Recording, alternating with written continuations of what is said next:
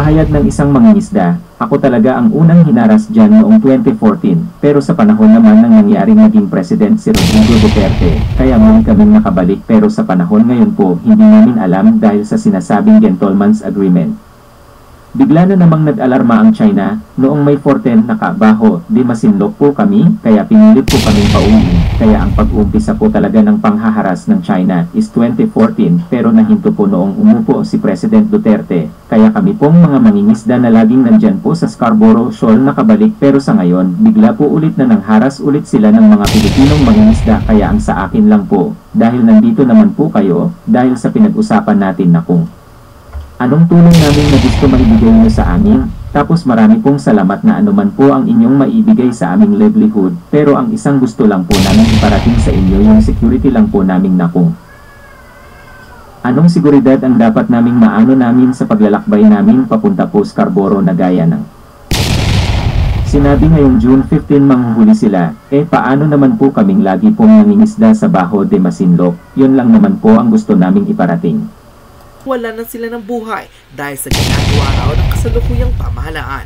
Panoorin ang full controversial video. Po talaga ang unang hinaras ng China dyan ng 2014. Pero sa panahon naman nung nangyari na naging presidente si Rodrigo Duterte, kaya muli po kaming nakabalik. Pero sa panahon ngayon po, hindi po namin alam dahil din sa sinasabing gentleman agreement. Bigla pong nag-alarma na naman ang China na nung May 14 is nakabaho di Masinloc po kami is talagang pinilit po kaming pauwiin. Kaya ang pag-uumpisa po talaga ng pangharas ng China dyan is 2014 pero nahinto po nung umupo si President Duterte.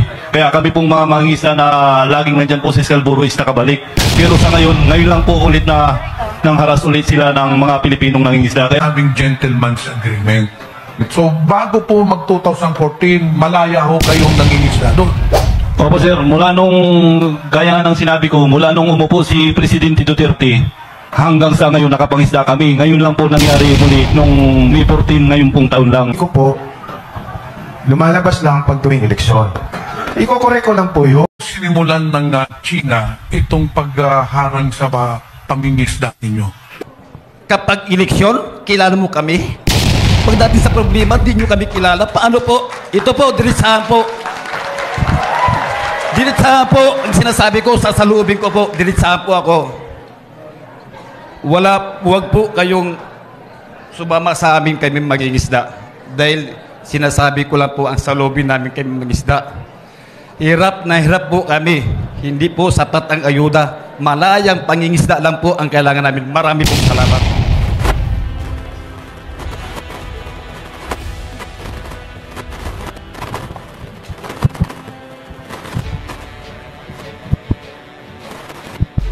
Five minutes po. You have 5 minutes, sir. Magandang. Okay.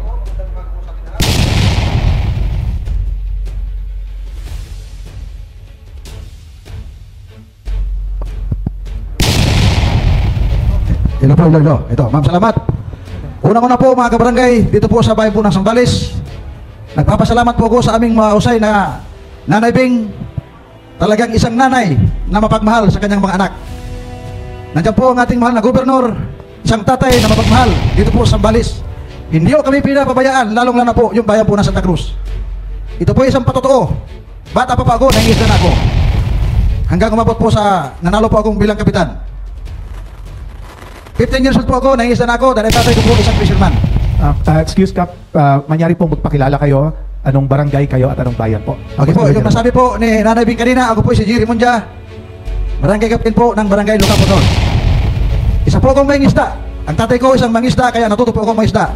15 years old pa po ako, nangingisda na ako, Nay. Di kada 80, minsan napunta po kami ng Calboro. Doon po sa Calboro talagang napakaraming isda. Pagpunta po namin ng Lunes, babalik po kami ng Bernes. Puno na po yung malaking bangka po namin. Tuwang-tuwa po yung aming mangingisda, kaya marami pong nagpagawa ng mga malaking bangka. Maraming pumunta ng Calboro dahil doon po ang yaman ng Sambales. Pero sa ngayon mga kaibigan, nandiyan po tayong lahat. Hirap na po kami talaga. Buhat nung pinagbawal ng mga Chinese, nadadago kami doon. Hirap na po talaga kami. Patunay na po, nandiyan po ang aking kabarangay. Na humingi po kami ng tulong. Lalong-lalo na po, dito po sa aming mahal na gobernador, John Ibdani. Lalo na po kay Nanay Bing Manikis, Nay. Talagang tulungan niyo po kami. Mga kabarangay ko, isang linggo lang po hindi makalaot. Ang sabi po sa akin, Kap, bigas. Dahil wala na po silang may saing. Namumuhay po kami ngayon sa mga payaw. Nandiyan po ang aming mahal na former kapitan. Marami po siyang payaw. Pero ang payaw niya po minsan nawawala. Napapatid yung kanyang mga payaw. Kaya sana po sa inyo po mga congressman, sa aking idol, Dan Fernandez at Richard Gomez, sir. Idol ko po sa pelikulang mga ito eh. Okay po. Okay. Ayan po yung aking mga kabarangay. Humingi po ng tulong po sa inyo. Talagang naghihikaos na po yung aming pahingisda dito po sa bayan ng Santa Cruz. Sabi nga ni Nanay Bing, hindi po bayan ng Santa Cruz, buong Sambales po, buong pahingisda ng Sambales.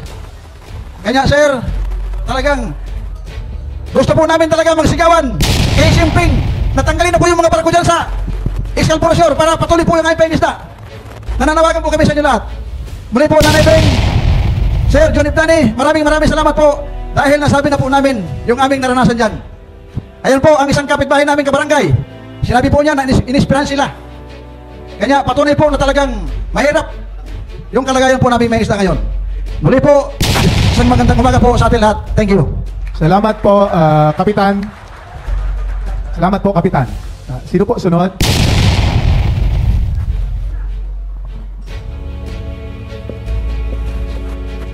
Isang magandang umaga po sa ating lahat. Sa pamumuna po ng ating mahal na mayor, ng ating vice mayor at ng council po ng bayan ng Masinloc. Sa ating pong mahal na ama, ng ating pong lalawigan, mahal na gobernador po, John Ibdani. At sa lahat po ng ating mga kongresista na narito po ngayon sa pamumuna po ng ating na congresswoman, Madam Manikis, Nanay. Magandang umaga po sa inyong lahat. At sa lahat po ng mga narito ngayon, sa lahat ng mga panauhin po, ay nais ko rin po sa inyong ipabatid na bilang isang pangulo ng isang mangingisda dito sa bayan po ng Masinloc. Ako po si Ginoong Leonardo Quaresma, mula po sa New Masinloc Fisherman Association. At isa rin po ako sa nangunguna at spokesperson po ng mga mangingisda sa lalawigan po ng Sambales. Sa ngayon po, ako po ay nagsasalita ngayon at nais kong iparating sa inyo kung ano po yung nararanasan ng ating mga mangisda, hindi lamang po dito sa bayan ng Masinloc, kundi sa lalawigan po ng Sambales. Sapagkat mula po nung nag-stand up ang Escalporasyon o ang Panatagsyon o ng Baho de Masinloc, ay totoong natigilan na po, ay totoong malaki na po yung pagbabago ng pangingisda ng ating pong mga kababayan, ng ating mga ibang mula sa ibang ng ating bansa. Mula po sa Pangasinan, mula po sa lalawigan po ng Bataan, at marami pa pong iba na pumupunta po na nangingisda sa lugar natin. Kaya mula po nung nag-stand up ito, nagpipilit pa rin po yung ating mga mangingisda na pumalaot na para pumunta sa Baho de Masinloc. Subalit nararanasan na po nila ang pambubulit tungkol dito ng mga Chinese Coast Guard. At maliban dito, dito na po hinaharang yung ating mga mangingisda, pinipigilan na pumasok doon sa loob ng lagon. At ganoon din po ay kinukuha yung magagandang huli ng ating mga mangingisda at kanila pong kinukuha at kung ano yung kanilang hindi maibigan, yun na lamang po ang naiuwi ng ating mga mangingisda. Ganyan po kalungkot na nangyayari sa ating pong kasamang mangisda dito po sa lalawigan ng Sambales at ng ating karatig lalawigan sa ating pong bansa. Kaya nakakalungkot po ito sa amin sapagkat mayroon pong nakakaranas ng water cannon. Noong 2013, kami po ay pinuntahan ng Solicitor General para alamin kung sino po yung pangunahin na nakapunta sa Escalporasyon. Para sila po ito ang magbigay ng testimonya para maipakita ang Baho de Masinloc o ng West Philippine Sea ay totoong pag-aari po natin dito sa ating lipunan at hindi ito pag-aari ng dayuhang bansa. Kaya nagbigay po ako ng 6 noon na nagbigay po ng testimonya sa UNCLOS para magpapatibay na ito po yung pangunahing nakadiskubre sa West Philippine Sea. At maliban po dito ay noong 2016 ay baba po ang desisyon na naipanalo po natin ang kaso sa tribunal. At maliban dito ay noong 2013 naman, diyan na nilagyan po ng giant barrier yung Baho de Masinloc. Subalit sa kasamang palad, dahil siguro kaysa natin yung kalikasan, winasak ng masamang panahon yung kanilang inilagay na giant floater dyan sa lugar na yan. At bukod pa rito, nakaranas din po yung ilan nating mga kababayan na mula po sa Santa Cruz at mula sa bayan po ng Subic, na water cannon sila noong 2014. Mayroon pong lumabas na sa mga pahayagan na nangyari po sa ating mga mangisda. At noong 2018 naman po, mayroon tayong kababayan na mangingisda mula po sa Subic na binangga yung likuran ng kanilang bangka at nawasak po ito. Marami po tayong kababayan na mula sa Subic na saksi po sa pangyayaring yan. Sa ngayon, sa kasalukuyan, alam niyo po na dati-dati po sa mula sa gilid ng Baho de Masinloc, nakakarating po yung ating mga mangisda doon. At yung carrier po ng mga Chinese Coast Guard hindi na po nakakapasok dyan. Ay, hinarang na po nila yung kanilang malaking carrier dyan sa bukana ng Baho de Masinloc. Kaya yung mga malalaking motherboard po natin dyan hindi na po nakakapasok. At ang nangyayari, yung ating maliliit na sinasama ng mga motherboard, sila na lamang po yung nakakapasok sa loob, parang magnanakaw. Sabi ko nga saya, marami kong mga interview sa mga journalist. At maliban dito, ang nangyayari, pagka nakita nila yung ating mga mangisda na nakakapasok dyan at marami na silang huli, yan na po nangyayari yung sinasabi nila na pinapalabas pa noon na barter yung nangyayari. Pero hindi naman po totoong barter ang pangyayari dyan, kundi ito ay isang pambubuli sa ating mga kasamang mangisda na kinukuha nila minsan nagkakahalaga ng 10,000 yung kanilang kinukuhang huling isda at ang pinapalit nila ay 5 kilong noodles na may expired pa yung kanilang binibigay. Pinalabas ko po yan sa presscon sa UP nung nagkaroon ng presscon yan. Pinalabas ko po yan noon para may pakita na totoong ganito ang pambubuli ng mga Chinese Coast Guard yan sa bagay na yan. At itong huli, nung dati-rati, nakakalapit pa yung ating mga motherboat mula po sa 1 nautical miles, 2 nautical miles, 3 nautical miles, pero sa kasalukuyan po ngayon, itong huling paglapyag po namin dyan, hanggang sa 24 nautical miles na lang po yung aming mga distansya ng mga motherboat natin dyan, na hindi na po totoong pinapalapit na yung ating mga motherboat para sa ganun ay hindi po mahirapan yung ating mga mangisda. Kaya sa ko ay sa kasalukuyan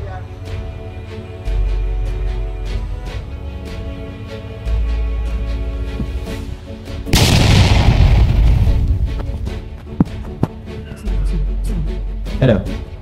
So yan po yung kasalukuyang nangyayari po ngayon. Kaya nakakalungkot po. Tapos yung nagkaroon po ng regata, sinasabi po nila na pagka itong June 15 ay uhulihin na raw po nila yung mga mangisda na papasok dyan po sa Baho de Masinloc. So nakakalungkot. Sir, kindly wind up. Yes po. Last 1 minute po. I-observe lang po natin yung 5 minutes.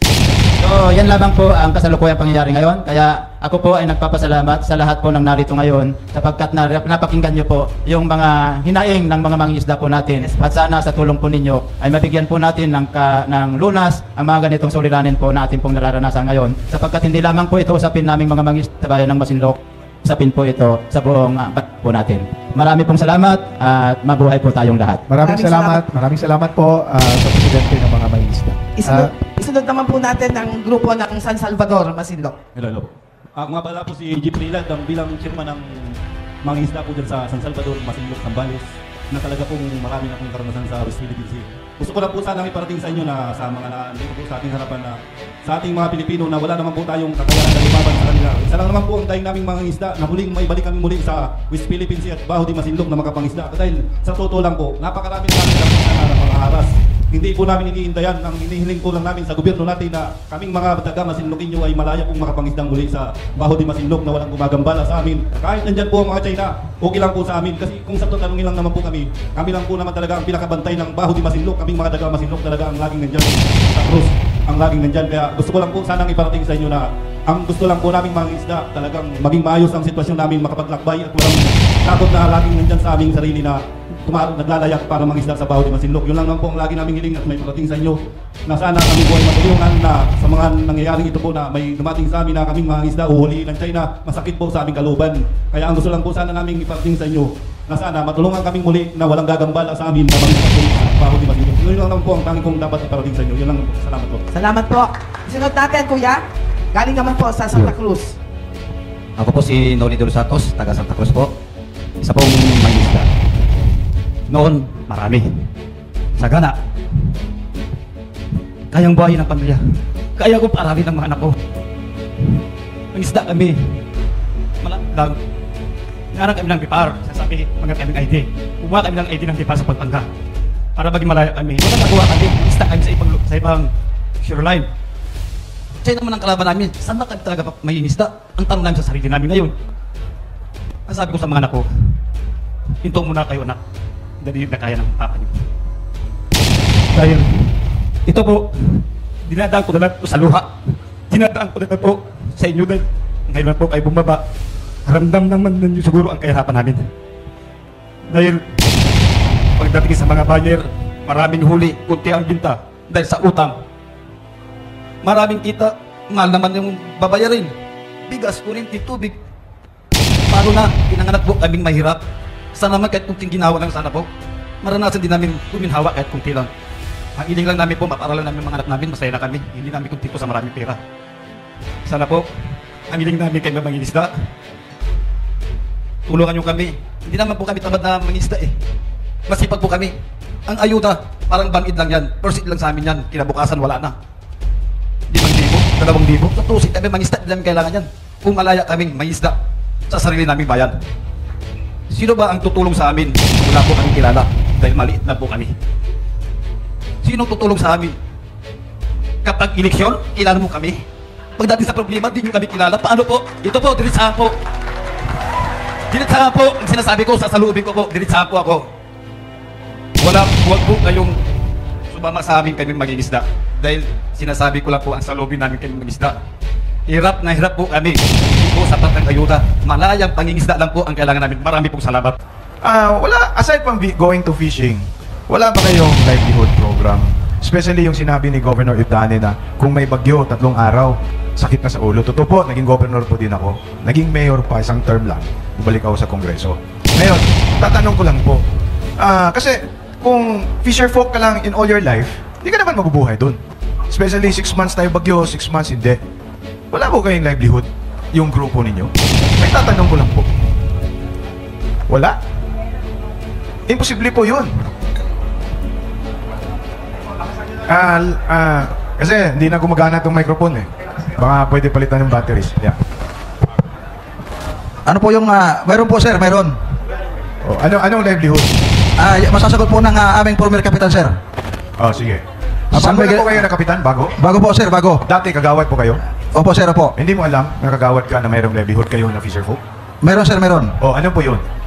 San Miguel Corporation po sir, San Miguel Corporation. Yeah, anong San Miguel? San Miguel yung kay Mr. Ramon Ang? Anong ano natin? Anong livelihood po yun? About fishing po yan sir, about fishing. Kaya nga, wala nga kasi masama ang panahon. Masama ang panahon. Hindi kayo makapangisda. Hindi kayo makapwede sa laot. So, dito sa lupa, anong ginagawa nyo? Kasi sabi ni Noli, umiyak siya kasi hindi daw makapag-aral. Tapos yung politiko po, lumalabas lang pag tuwing eleksyon. Iko-correct ko lang po yun. Hindi ko alam kung saan politiko yan. Kasi sa akin, tatay ko pa ako, yung anak ko, pinaging politiko rin. Hindi naman kami natatalo. Kasi nandiyan kami, hindi lang yung sinasabi kanina ni Congressman Dan, tsaka ni Congressman Ace, na yung Pangulo, si Speaker, hindi politika. Nandiyan kami araw-araw. Nandun din kami araw-araw. Kung ganun yung politiko yung sinasabi mo, huwag mong butuhin. Di ba? Sisigihin mo agad ng politiko. Hindi naman pwede siguro. Kasi kami nga, ang tagal na namin sa politika, pati yung anak ko. Nandun. Lahat po from cradle to grave, inakay po namin sa brand of politics namin sa probinsya sa Manila. Now, babalik tayo sir. Anong livelihood? Sir, actually sir, nung kapananon po ni former Kapitan Misa, mayroon po kaming ginawang tinapa. Nagtitinapa po kami. Kanya lang po sa kakulangan po ng pundo, hindi po nag-click po yun sir. Pero po sa amin po mangingisda, katulad ko po, pag panahon po ng pangingisda, nag-iipon po kami.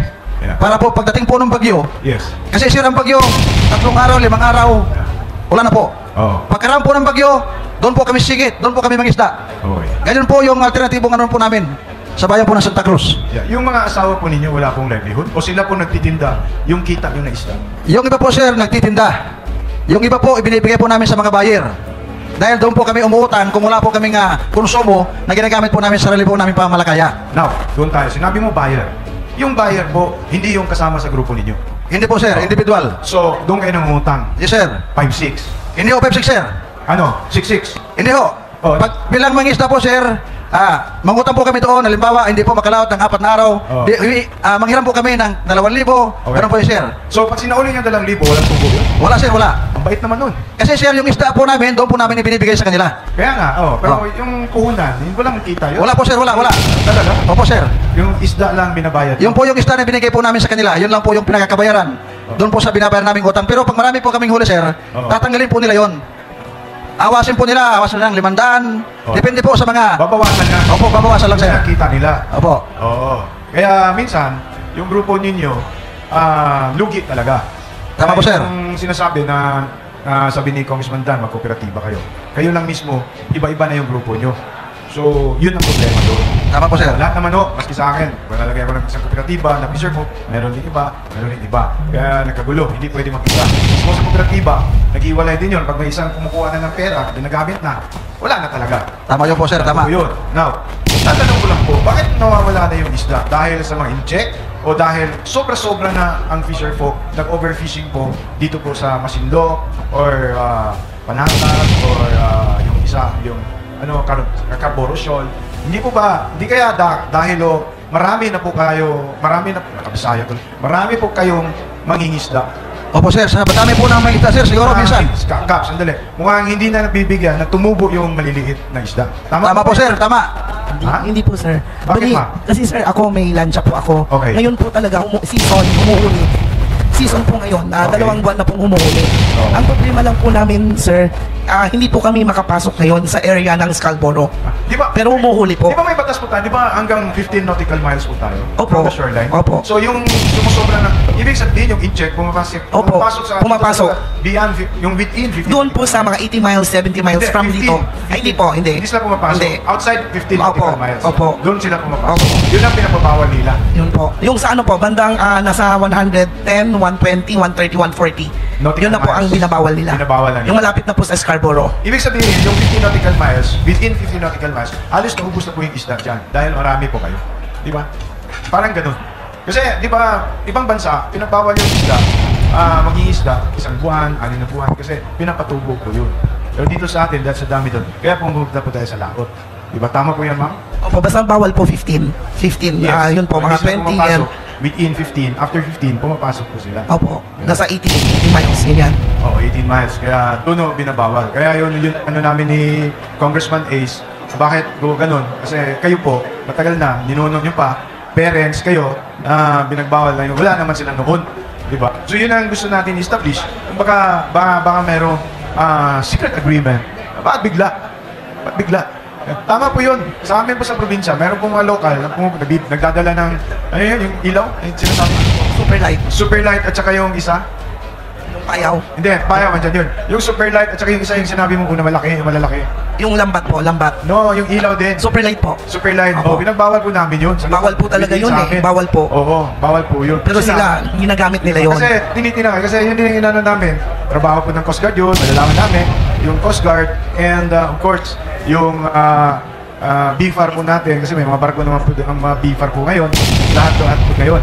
Now, sa sinasabi po natin, katulad sinasabi ni Congressman Jay, na totoo po yun. Ipapakorek po namin yung BFAR. Kasi yung barko nila binibigay, yung parang blue na pump, yung fiberglass, hindi nga balanse. Lalagyan po pa ng cutting. Tapos yung mga makina, maliliit. Oo, ganun o yun. Talagang lugi po tayo. Kasi titingnan po natin, ito si Congressman Ortega, kami dito, si Congressman Ernest ng Manila po. Tinitingnan namin, kasi malaki ho talagang budget ng BFAR. Tapos bakit ganun lang? At saka, isa pa yun, tinitingnan namin, yung barko na binibigay, tinitingnan namin after sales. Kasi sa China, tinignan ko rin yun yan. Dami akong congressman, naging governor. Tinignan mga fishing vessels nila. Yung gobyerno ho, tutok. Tsaka, pag nasira yun, yung gobyerno ho, nandyan. Yun yung diferensya. Dito, hanap tayo ng puhunan. Kung matagal kasi sa bangko eh. Bangko tayo, magtagal. Eh dito tayo mapunta sa nagpapahiram. Sobra naman, 6'6" naman talaga. So, lugi talaga. Anyway, babalik po tayo dyan kasi mag-ikot na naman tayo. Kasi gusto ko matapos. Lahat na kami ho, lahat na magtatanong. At least po, may idea na po ako. Kasi, concerned po ako sa livelihood. Kasi sabi ni Noli na yung ayuda-ayuda, isang araw, totoo naman talaga. Totoo talaga. Yung ayuda, isang araw na, lalo na pag nagpaparaha ka, lahat ng cellphone mo, lalagyan mo ng load, tapos talaga yan. Pero, ibang livelihood naman, na kung masira yung bangka nyo, gano'n, na mayroong alternative, na saan kami sa gobyerno makatulong. Whether the local executive, the provincial government, of course, sa amin sa national. Ganun. Yun ang tinitingnan namin. Kaya kami bumaba with our speaker, Martin Romualdez, na alamin talaga natin. Kasi nagmamadali rin kami. Kasi 2 taon na si Presidente, 4 taon na naman. So makaya fast track man lang, maumpisahan lang. That's why, especially this one, from the secret agreement, then, anong hanap buhay when it comes to, bad weather or other circumstances na nasisira po yung hanap buhay po. Thank you po. Babalik po. Second round kami. Thank you, Chairman. Maraming salamat po, Congressman JJ Romualdez. Sunod po ay tatawagan natin, Congressman JJ Romualdo po. Palakpak. For the record, sir, Romualdo po.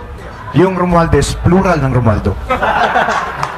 Maraming salamat po, Cong JJ Romualdo. Tawagin naman po natin ang representante galing sa City of Manila, Congressman Ernesto Janicio. Maraming salamat, Mr. Chair. Magandang tanghali po sa ating lahat. Kay si Kuya Noli, yung saludo po ako sa inyo. Gawa ng yung salubin nyo, pinaalam nyo po sa amin. Kaya po kami naririto sa ating mga fisher folks at sa inyo po lahat na mangingisda, para makinig po sa inyo. Kaya, pasensya na, Kuya Noli, naantig ako sa sinabi mo eh. Bagamat malayo po kami dun sa Maynila pa ako galing. At naririto po kami para makinig talaga sa inyo. Pero alam po ninyo na yung pinanggit ng mga kasama kong kongresista dito, yung BIPAR, isa natin talagang problema. Susolusyonan po namin yan na yung dapat ninyong matanggap, hindi po nila dapat kinukurutan. Hindi, tama na. Sisiyasatin po namin, makakaasa po kayo. Gaya ng sinabi po ni Congressman Dan, na yung mga napag-iwanan na yung pangingisdang gamit natin, gagawin po natin makabago. Dahil may pondo pong binibigay ang pamahalaang nasyonal sa BIPAR. Isa po yun na makakaasa kayo sa amin. Pangalawa po, yung livelihood. Opo, nakagisnan natin na nangingisda tayo. Tama po, yung ayuda pansamantala. Pero marami pong programa yung pamahalaang nasyonal. Gaya po doon sa amin sa Maynila, may programa po ako na ginagawa namin, ang tawag namin Hanep Buhay Program. Kung saan binibigyan po kayo ng kabuhayan bukod sa pangingisda. Baka po magawa din natin sa inyong lugar. Pero para lang po malaman ninyo at sa lahat ng mga mangingisda natin, si President BBM po kasama si Speaker Martin, nagsalita na po na ang presensya ng mga barko ng ating bansa pararamihin po dito malapit sa inyo, sa West Philippine Sea. Ito sa aking pananaw, makatutulong po na masolusyonan yung pambubuli ng mga mararamang bansa. Dito po sa atin, alam ko pinagdadaanan ninyo, hindi po madali ang buhay. Mahirap maging mahirap. Doon po sa amin sa Tondo, sa Maynila, mahirap din po ang mga tao doon. Pero wag nila tayong aabusuhin. Dahil ang mahirap, marunong lumaban. Kahit mas mahirap ang bansa natin sa bansang China, tama na. Nakakalungkot, tama na. Mahigpit po ang binitawan ni Pangulong BBM. Dadalhin po ang mga barko ng ating bansa dito sa West Philippine Sea. It is a strong signal. Strong signal hindi lamang sa China, kung hindi sa buong mundo, na we will not cower sa bully. Kasama niyo po kami mga kongresista ninyo. Nakikinig po kami at lalaban po kami para sa inyo at para sa ating bansa. Marami pong salamat at naririto po kami.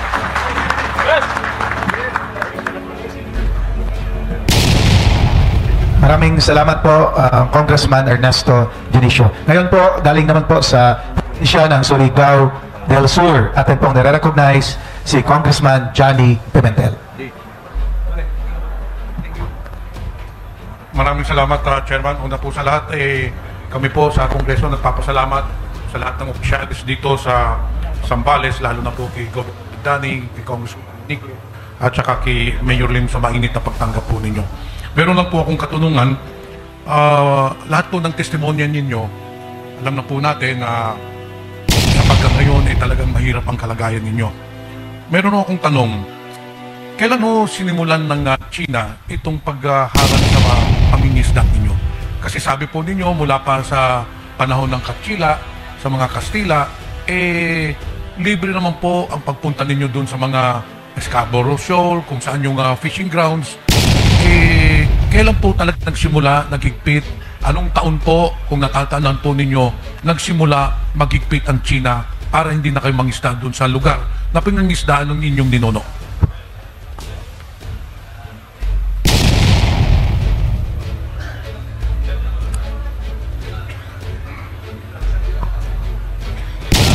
Talaga nung nakakaranasan ko talaga na 2014 po.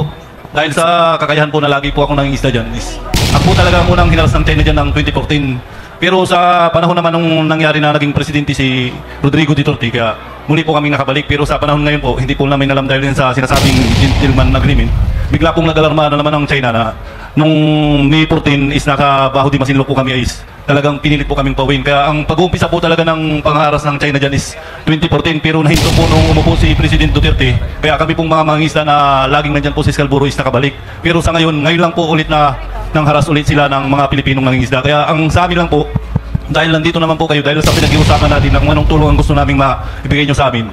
Mas marami na pong salamat na kung ano man po yung ibibigay nyo sa aming livelihood. Pero ang isang gusto lang po namin iparating sa inyo, yung security lang po namin na kung anong seguridad ang dapat naming maano dyan sa paglalakbay namin papunta po sa Scarborough. Na gaya ng sinabi, ngayong June 15, manguhuli sila. Paano naman po kaming talagang laging dyan po nangingisda sa Baho de Masinloc. Yun lang naman po ang gusto namin iparating sa inyo na kung ano ang maibibigay na seguridad para sa aming mga mangingisda. Tinatanong ko po ito dahil para malaman ho ninyo, ang rason ho talaga ng itong hearing po natin doon sa resolusyon ng inyong congressman, si Congressman Punghon, kung saan hinihiling niya na imbestigahan yung sinasabing gentleman's agreement. Kasi lumabas po sa TV, itong Chinese ambassador ay nagsalita na may nagkaroon daw ng panahon ni Pangulong Duterte ng gentleman's agreement. Kaya tinanong ko po sa inyo kung kailan talaga nagigpit. Kasi maaaring nagkaroon nga ng gentleman's agreement between the past administration at saka ng Chinese government. Kaya nainganyo o naging agresibo mula nung panahon ni President Duterte dahil nga dito sa gentleman's agreement. Sinasabi ho ninyo 2014, ni panahon po ni Pinoy yun, but then lately, nakita po natin masyado talagang agresibo sila bago pa man dumating ang administrasyon ni President Marcos, no? So, yun po ang tinitignan po natin ang gulo sapagkat ngayon lahat ng mga resource person po ay nagsasabing wala naman daw po. Pero sa galaw po ng mga Chinese government ngayon, na grabe talaga ang kanilang mga hakbang na ginagawa, nagpapadala ng ilang barko, nagkakaroon ng mga mga insidente na hindi maganda. So this could be a result ng gentleman's agreement na sinasabi nung Chinese ambassador. Ito pinatunayan din, hindi naman pinatunayan pero sinuportahan din ni Mr. Harry Roque. Nagsabi din siya na meron ngang gentleman's agreement. Kaya po tayo pumunta rin dito para makita po natin ang inyong sitwasyon. Ngayon, yung sa dumaan na mga taon, okay, starting 2014. So, bago po mag-2014, malaya ho kayong nangingisda doon. Opo sir, mula nung, gaya nga ng sinabi ko, mula nung umupo si Presidente Duterte, hanggang sa ngayon nakapangisda kami. Ngayon lang po nangyari muli, nung May 14, ngayon pong taon lang, na nangyari ulit po na nangharas po sila. Ngayon, ang tanong ko po, may nangyari na bang incident po na may nasaktan na isang mangingisda o isang grupo ninyo? Meron pang mga untoward incident na nangyari na nasaktan po ba ang ating mangingisda? Para sa amin po doon sir, wala naman po talaga kasi kung sa mga water cannon lang naman po naman ang pinapangano sa amin doon. Parang sa aming mga piling na mga isda, basta hindi lang po masirang sasakyan naming pangisdaan. Masaya rin din po kami kasi nung nandun ang BIPAR na nagpabigay ng ayuda ng diesel, winawater cannon po kami pero hindi kami nagpatinag ng mga isda. Talagang kinuha talaga namin ng mga ayuda namin para lang makapangisda kami ng maayos doon. Kahit na medyo matagal lang kami, marami po kaming makukuhang diesel na baon para mangisda. Kaya nung time na yun, hindi po namin iniinda ang pag-water cannon ng China. Kaya ang sa ngayon lang po na umaangal po kami dahil sa ngayon, hindi talaga po kami makalapit. Kaya tinatanong po namin sa inyo ngayon kung sa ngayong pong buwan na sinasabing June 15, manguhuli sila, kami naman pong mga taga-Masinloc na laging nandyan po sa yun lang po naman ang gusto namin tanungin sa inyo kung anong seguridad ang dapat na maibigay sa amin doon na bawahan po malaot. Mapapabot po natin yan, lalo na kay Speaker Romualdez. Kaya nga po kami nandito, dahil mapakinggan, alam mo natin yung kalagayan ninyo. Isang tanong ko po, kayo ba ay nakatanggap na po ba? Alam mo natin na hindi nagpabaya si Mayor Lim sa inyo. Alam mo natin na madalas tumulong si Mayor Lim sa inyo. Ang tanong ko po, kayo ba ay nakatanggap na ba ng ayuda galing sa national government natin? Sa ngayon sir, hindi ko po alam kasi lahat po nakatanggap namin na mga tulong sa aming mga Masinloc. Talagang galing po sa LGU Masinloc talaga. Tulad ko po na binigyan ng malaming mayor ng 2 motherboard para pumalaot sa Scarborough. Yun lang po talagang alam namin. Wala po kaming alam na nanggagaling po sa national. Basta ang alam po namin, LGU Masinloc ang laging nakasalalay sa aming mga mangisda dito.